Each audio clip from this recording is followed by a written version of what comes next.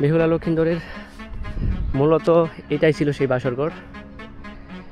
এই যে গোল যে জায়গাটি দেখতে পাচ্ছেন, এটাই ছিল সেই বাসরঘর।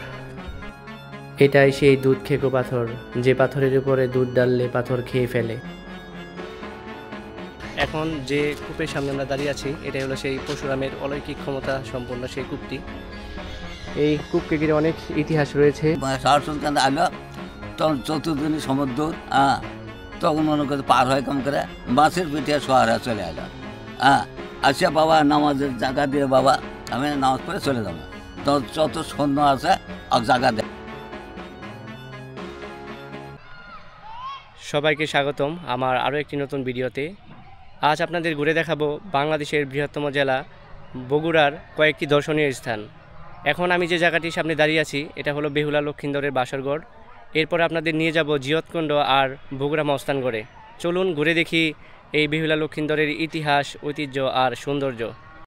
প্রাচীন বাংলার লোককাহিনীর এক অবিস্মরণীয় প্রেমগাথা বেহুলা ও লক্ষিন্দরের গল্প। একদিকে ভালোবাসার অপরিসীম শক্তি, অন্যদিকে ভাগ্যের নির্মম পরিহাস। আজ আমি আপনাদের সামনে তুলে ধরছি সেই চিরন্তর প্রেম কাহিনী, যেখানে বেহুলার অটল বিশ্বাস আর সংগ্রামের মধ্য দিয়ে গড়ে ওঠে এক অবিশ্বাস্য গল্প। এই স্থাপনাটি লক্ষিন্দরের বাসরঘর ছিল, যেখানে মনসা দেবীর অভিশাপে সাপের কামড়ে লক্ষিন্দরের মৃত্যু হয়। বন্ধুরা, এখন আমি বেহুলা লক্ষিন্দরের বাসরঘরটি দেখার জন্য উপর দিকে উঠতেছি। নিচে থেকে মনে হয় জায়গাটি বেশি উঁচু না, কিন্তু ওঠার সময় অনেক কষ্ট হইতেছে, অনেক উঁচু। এই যে সিঁড়ি, এই সিঁড়ি দিয়ে উপর দিকে উঠতে হবে।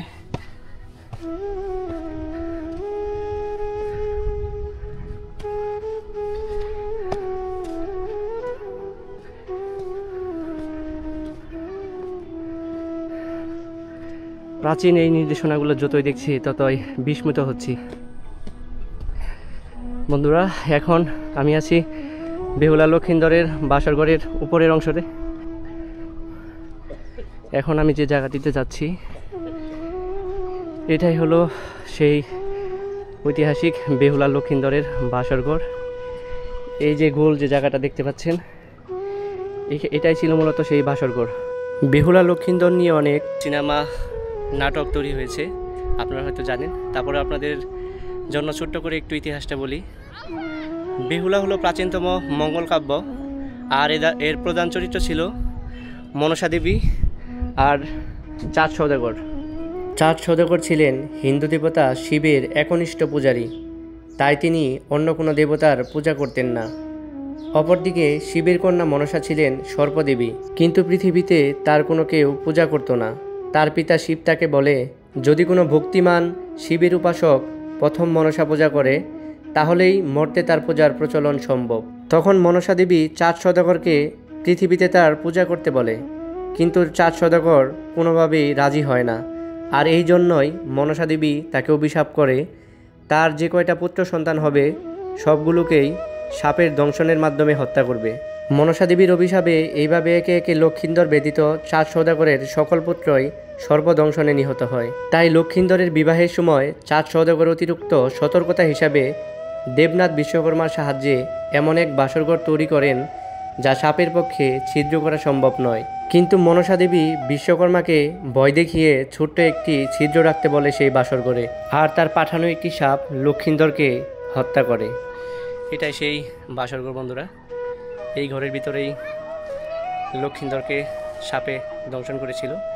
আর তখন একটি প্রথা ছিল যে সাপে কাটা রোগীদের সৎকার না করে ভেলাতে ভাসিয়ে দেওয়া হতো। তারা ভাবতো যে অলৌকিক কোনো ক্ষমতা সেই মৃত ব্যক্তিকে আবার জীবিত করে দিবে, আর এর জন্যই সেই লক্ষিন্দরকে ভেলায় ভাসিয়ে দেওয়া হয়। আর ভেলায় ভাসানোর সময় বেহুলাও লক্ষিন্দরের সাথে যেতে চায়, অনেকে নিষেধ করে, তারপরেও সে বেহুলা লক্ষিন্দরের সাথেই যায়। প্রায় 6 মাস বেলাতে ভাসতে থাকে। বেলাতে ভাসতে ভাসতে একটা সময় লক্ষিন্দরের হাড় থেকে মাংস আলাদা হয়ে যায়। লোকজন বেহুলাকে ভারসাম্যহীন ভাবতে থাকে। বেহুলা মনসা দেবীর কাছে প্রার্থনা করতে থাকে, কিন্তু প্রার্থনাতে তার স্বামীকে তো ফেরত দেয় না। সে শুধু তার ভেলাটিকে নদীতে ভাসিয়েই রাখে। পরবর্তীতে ভেলাটি যখন একটি নদীর কিনারে এসে পৌঁছায়, সেই নদীর কিনারে কাপড় ধোয়ার কাজ করছিল মনসা দেবীর পালক মাতা সীতা রায়। তো সীতার কাছে সব কিছু যখন বেহুলা বলে, সীতা তখন বেহুলা আর লক্ষিন্দরের সেই মৃত হাড়গুলা নিয়ে মর্তে যাওয়ার ব্যবস্থা করে দেয় অলৌকিক ক্ষমতার মাধ্যমে। সেখানে যে মনসা দেবীর সাথে যখন সব কিছু বলে বেহুলা, মনসা দেবী বলে যে একমাত্র তোমার স্বামীকে ভালো করে দিতে পারি যদি তোমার শ্বশুর পৃথিবীতে আমার পূজা শুরু করে। তখন বেহুলা বলে যে ঠিক আছে, পূজা চালু করবে। আর তখন মনসা দেবী বেহুলার সেই স্বামী লক্ষিন্দরকে জীবিত করে দেয়। জীবিত হওয়ার পর তারা এই মর্তে এসে তার শ্বশুরের মাধ্যমে মনসা দেবীর পূজার শুরু করে। এটাই মূলত সেই ইতিহাস বন্ধুরা। ছোটোবেলায় গল্পে অনেক সময় পড়েছি আমরা, তো আজকে চোখের সামনে থেকে দেখলাম। এখন যে জায়গাটিতে যাচ্ছি এটাই হলো সেই জিয়তকুণ্ড। এই কূপের পানির এক অলৌকিক ক্ষমতা ছিল, মৃত ব্যক্তির উপরে ছিটিয়ে দিলে আবার জীবিত হয়ে উঠত। প্রাচীনতম ইতিহাস থেকে আরও জানা যায়, রাজা পরশুরাম যখন শাহ সুলতান বলখি মহিষাওয়ারের সাথে যুদ্ধ লিপ্ত হয়েছিল, তখন তিনি এই কূপের পানির সাহায্যে তার মৃত সৈনিকদের জীবিত করতেন। এটি শাহ সুলতান শোনার পর তিনি একটি চিলের সাহায্যে এক টুকরো মাংস এই কূপে ফেলে দেন। এরপর থেকে এই কূপের পানি অলৌকিক ক্ষমতা নষ্ট হয়ে যায়। বন্ধুরা, এখন যে কূপের সামনে আমরা দাঁড়িয়ে আছি এটাই হলো সেই পরশুরামের অলৌকিক ক্ষমতা সম্পন্ন সেই কূপটি। এই কূপকে ঘিরে অনেক ইতিহাস রয়েছে। পরশুরামের শাসনামলে যখন প্রথমে শাহ সুলতান এই নগরীটিতে ধর্মপ্রচারের জন্য আসেন, তখন এর চারপাশে ছিল নদী, আর এই নদীটি পাড়ি হয়েছিল শাহ সুলতান এক মাছের উপরে সাওয়ার করে। আর তারপর থেকে তার নামকরণ করা হয়েছিল শাহ সুলতান বলখি মহিষাওয়ার। এই জিয়তকুণ্ডের ইতিহাস নিয়ে কথা হয়েছিল এখানকার স্থানীয় এক দাদুর সাথে। চতুর্দিনে সমুদ্র, তখন মনে করতে পার হয় কম করে বাসের পিঠে শহরে চলে এলো। আসিয়া বাবা নামাজের জায়গা দিয়ে বাবা আমি নামাজ পড়ে চলে যাবো। তো যত সৈন্য আছে আর জায়গা দেয় না। পরশুরামের সৈন্যরা পরশুরামের সৈন্যরা যখন জায়গা দেয়নি, এই বেটা ভরে বেটা ভাগ ভাগ ভাগ ভাগ কায় কায় খেতে দিচ্ছে, খেতে না দিয়া এখন মনে করছে বাবা একটু নামাজ পড়ে জায়গা নেবো। তো তাই কয় এখন মনে করে চাম বিছাচ্ছে, চাম বিছাচ্ছে, যত সিরজা দেয় তত মালে আর তুলে পারে না। তুলে পারে না, এখন তখন থেকে মনে করেন নারায় সহ্য করে দিল। তখন থেকেই তাদের সাথে যুদ্ধ শুরু হয়ে গেল। যুদ্ধ শুরু হয়ে যায়, তখন মনে করছে যত সৈন্য মারে তখন তো ওই জিয়তকুণ্ড ফেলে দেয়। মানে ওই পরশুরাম জিয়তকুণ্ডে এনে ফেলায় ওই সৈন্যগুলো, ফেলে দেয়, পানি ছিটে দেয়। পানি ছিটে দিয়ে এখন মনে করে সৈন্য বেঁচে ওঠে, আবার বেঁচে ওঠে, আবার বেঁচে ওঠে। তখন আমাকে শাহ সুলতান আল্লাহর কাছে ফরিয়াদ করলো।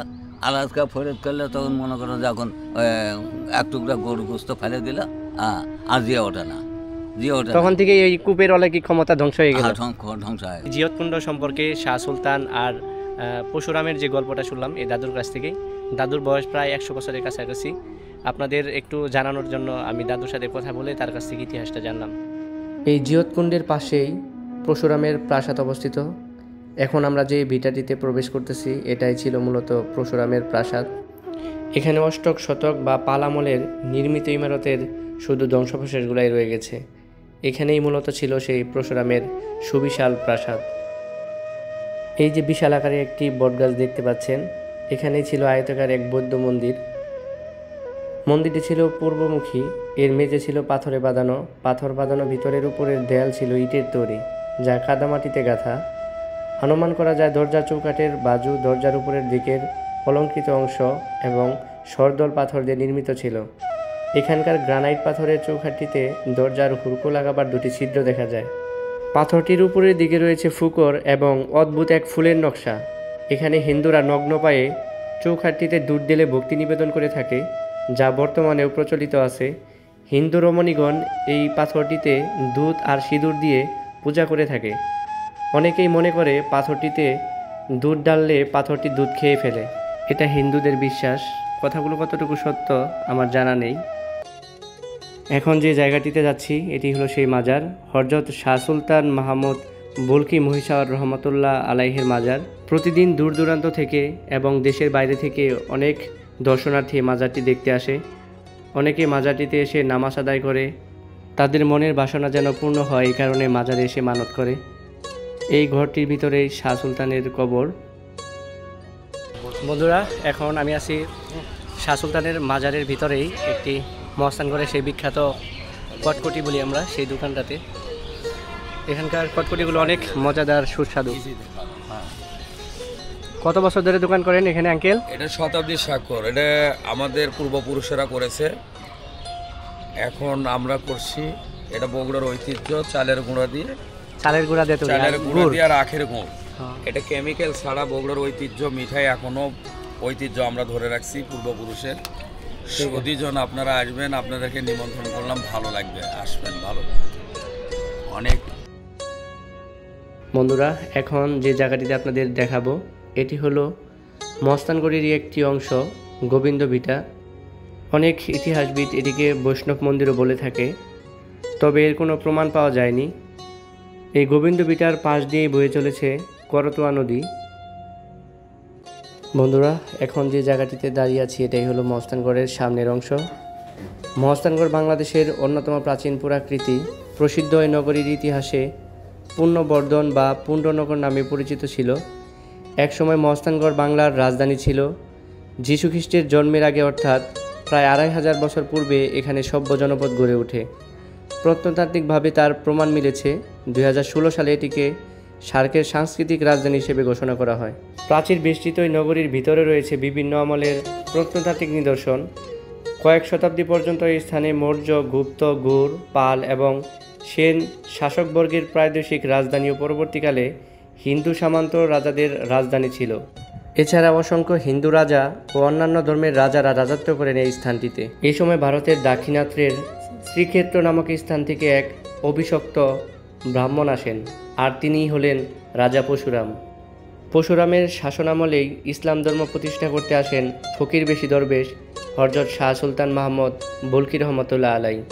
পরশুরামের সাথে হযরত শাহ সুলতানের এক বিশাল বড় যুদ্ধ হয়। সে যুদ্ধে আর সেই রক্তক্ষয়ী যুদ্ধে পরশুরাম পরাজিত হয়, আর এরপর থেকেই শুরু হয় পুণ্ডনগরীতে ইসলামী শাসনামল। বন্ধুরা, আমি যে এখন প্রাচীরটার উপর দিয়ে হাঁটতেছি এটাই ছিল মূলত এই নগরীটার প্রাচীর বা বেষ্টনী। পুরা শহরটাকে এরকম প্রাচীর দ্বারা বেষ্টিত করা ছিল।